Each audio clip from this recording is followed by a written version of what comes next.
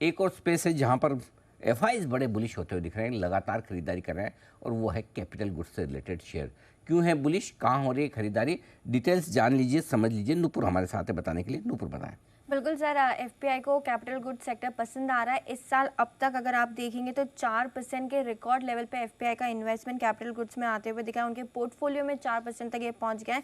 पिछले साल की तुलना में कैपिटल गुड्स का जो कैपिटल गुड्स की जो हिस्सेदारी है पोर्टफोलियो में, वो करीबन 3.3% की थी, जो अब बढ़कर 4% हो चुकी है। तो काफ़ी इंटरेस्ट है कैपिटल गुड्स में एफपीआई को। इनफैक्ट अगर आप देखें तो एफपीआई ने कुल निवेश का जो कुल पोर्टफोलियो है उनका, उसका 1/5 जो है वो कैपिटल गुड्स में उन्होंने अब निवेश किया है।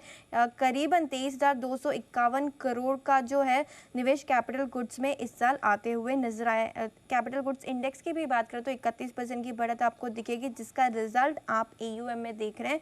एफपीआई के जो पोर्टफोलियो, उसका जो कैपिटल गुड्स का एयूएम है वो करीबन 60% से साल दर साल पर बढ़ता हुआ नजर आया, और इसी समय पर जो टोटल एयूएम है एफपीआई का वो सिर्फ 8% बढ़ा है। इनफैक्ट अगर कंपनीज़ की भी बात करें तो आपको वहाँ पे ऑर्डर इनफ्लो काफ़ी स्ट्रांगली आते हुए दिखे, जिसके चलते एफपीआई को ये स्टॉक्स पसंद आ रहे हैं। एलएनटी में देखें तो 57% की ऑर्डर इनफ्लो में ग्रोथ नजर आएगी। एबीबी इंडिया में 10% की बढ़त है। सीमेंस भी पीछे नहीं है, 6 से 10% की ऑर्डर इनफ्लो में ग्रोथ आती हुई नजर आई है।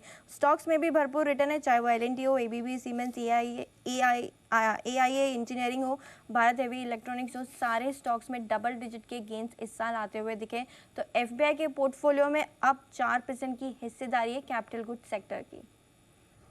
ओके, तो ये है आपके लिए कैपिटल गुड्स वाली कंपनियों का पूरा एक्शन।